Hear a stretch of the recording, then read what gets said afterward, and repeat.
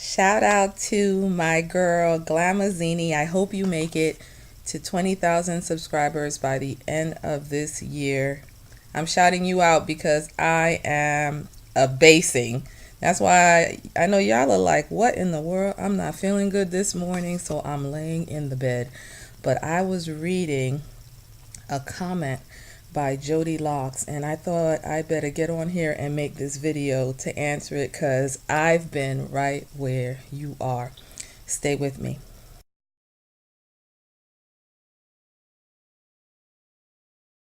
I know I talk a lot about leaving my daughter's hair alone and learning that nappy hair likes to be left alone, but I have definitely been in the position where family members or close people that you really care about, that you really wouldn't want to insult, who have a whole lot of power in your life and your daughter's life, who have not necessarily always agreed with the way that I want to do things and been very verbal and been very vocal about it. And one of those people has been, my mom, who raised us on the tradition of no more than 3 to 4 braids on the day to day.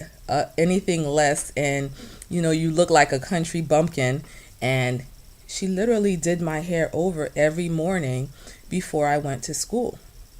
And my hair grew fairly long, but I didn't have anywhere near the length retention that my girls have from the way that I deal with their hair. And what I learned with her is I would let her know what my methods are. And over time, she sort of got used to me and maybe even felt like I was a lost cause to a certain extent.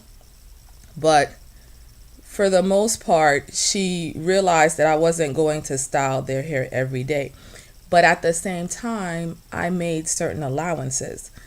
I wouldn't necessarily present my girls to her when they were at the fuzziest stage of their hair. If I knew that my mom was coming to visit, or I was going to visit my mom and I didn't have time to restyle, I would take the time to do some kind of refreshing to the style that they had. For example, if they were wearing twists or braids, maybe I might do a braid set or curl the old twist and then style their hair in some kind of style, 2 ponytails, 3 ponytails, use hair accessories to sort of kind of, make it look like I was making some sort of effort for her. And so I don't think there's anything wrong with that, especially when it comes to our mothers. And if you understand where they're coming from, they're not trying to hurt their grandchild. They're not trying to sabotage the length retention. And so I've always tried to work with my mom. I did have time to put in a style. I would put the style in right before she came. And so if it's something like twists, usually that can go a few days before really needing it to be done over again. And if we entered a fuzzy type of situation, I noticed that if I just redid the hair, excuse me, I have a cold. If I just redid the hair along the hairline, and along the part, I noticed that makes the style look fresh. And again, thinking of the twists and thinking of the braids as loose hair that I can style any way that I want to style them. If you have a child whose hair is really short and maybe doesn't look the best in twists or braids, and you do maybe 4 braids or 5 braids, I noticed that if you just refresh, maybe the first couple of days you're just refreshing the front braids, and and then toward the end of your mom's visit, you're just refreshing the back braids. Sometimes when you just do a portion of the style over again, things like making sure you tie their hair down at night so they don't mess their style up too much, keeping an eye on what they're doing. Are they rolling around the floor? Are they putting hats and wigs and all kinds of things on their hair during playtime? And to try to preserve the style as much as possible. I might wet a brush and gently brush the edges, put a little bit of oil, tie a scarf down. All of these things help the style look a little bit more fresh.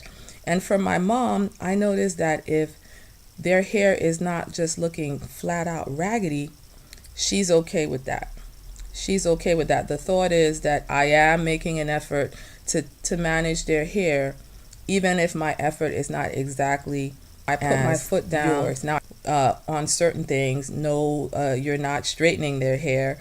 No, I don't need you to do their hair unless you are willing to do it the way I would be comfortable with you doing it. I have noticed that it's the things that you do over the long term that affect your daughter's hair the most. So if you usually leave her hair alone and you don't bother it, and your mother comes to visit for a week and you decide to style her hair every day that week, unless you're putting in a chemical relaxer or you decided to heat straighten her hair and you made a mistake and you're dealing with heat damage, or you're suddenly ripping through her hair, she'll be okay, even if you style her hair every day for a week when your mother's here, because you just don't want to deal with it. So I hope that helps you, Jodilox. I've been there. Be encouraged and be blessed. Over time, your mom will get used to you. And if she doesn't, you'll be okay.